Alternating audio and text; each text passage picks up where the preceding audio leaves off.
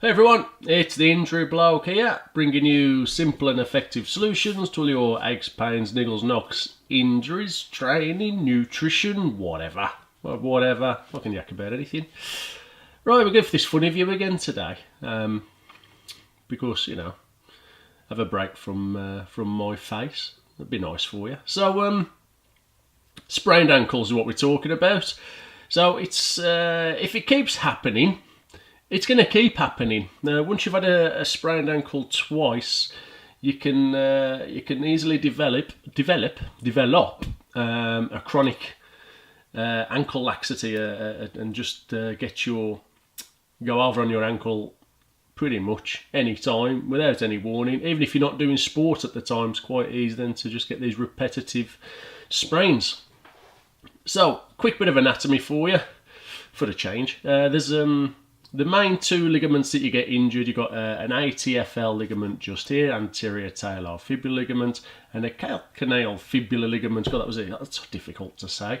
ATFL and CFL for short. And so what happens is when this is a right foot, in case you didn't know. What's happened to his toe? Dear. That's called a hallux valgus. What happens is your foot will turn inwards, you'll roll the ankle, whether somebody's, if you've been playing football, you get a sliding tackle from this side, or a dodgy pitch, or you move laterally, move sideways and have a misstep and then go over on your ankle and sprain the ligaments here. And it will show up in a few ways. Usually if you've had a decent sprain, a grade 2, you'll have a lot of swelling. If you've been out on the beer, you'll have a lot of bruising as well. It will look very blue, if not black, and looks far worse than it actually is. So, prevention, long-term prevention of this. Bear in mind, you can't prevent anything. We can only reduce the risks. So that's what we're going to try to do, is reduce the risks of reoccurrence.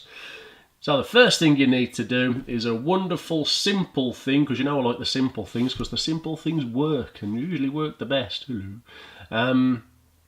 is a flamingo stance. So flamingo stance is, as it says, stand on one leg, and then close your eyes. Now, if your proprioception, which I've covered in other videos, if your proprioception is working well, you'll be able to stand there for a good minute, no problem. You'll wobble around, which is fine, but you won't touch down on the other leg. So, stand on one leg, loads and loads and loads of times, close your eyes, and don't touch down on the other leg unless you absolutely have to. Make sure your space is clear in case your proprioception's really bad, like most of the runners I see, yes, I'm talking to you, so that you don't fall anything. Now, when that's getting better and better, we can then look at doing it on something a bit more challenging. So you can look at something like this. So these are cheap and cheerful, small. Let's just move Harold's foot out of the way. Pardon me, Harold, slide out of the way. Thank you. Something like this. Same thing, don't close your eyes on these, by the way. Stand on these. And what you can also do, if you want to be a little bit more active with it, is you can actually roll your ankle around, add a little bit of strength work to the surrounding muscles. But again, you can just stand on it, nice and tall, open posture, but don't close your eyes, not unless you're brilliant.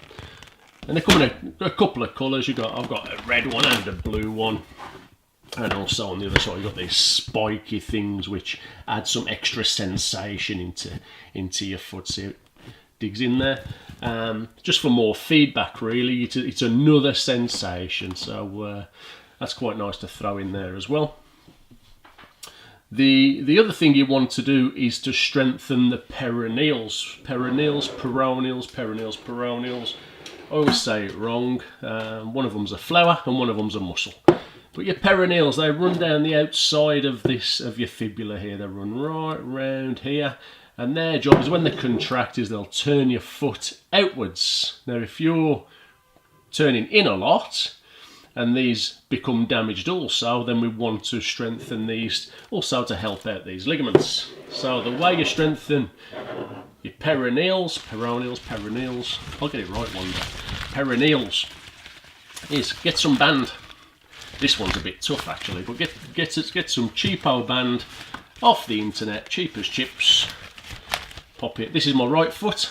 Oh, that's my right hand. My right foot round the outside, round the outside, round the outside, and you then turn your foot out and back and out and back. And what you're trying to do is isolate the ankle. What people tend to do, they start to turn the knee and turn the leg, and it starts to recruit other muscles instead, and it makes it look dead strong when it ain't. So what we want to do is just isolate the ankle, turn the ankle, take it back, turn the ankle. And if it feels like you're getting fatigued, also like a build-up of lead on the outside of your shin, then you know that you're working it right. Oh, that's made my arm ache. So there, you'll know that that's working correctly. So there you go. Flamingo stance. Increase the complexity, the challenge with some of these. Are about 15 quid off the net, cheap, and they work really well. Resistance band, strengthen your peroneal muscles, and you can just stand on one leg as often as possible. Get to the kettle, click on the kettle, stand on one leg while you're waiting for it to boil.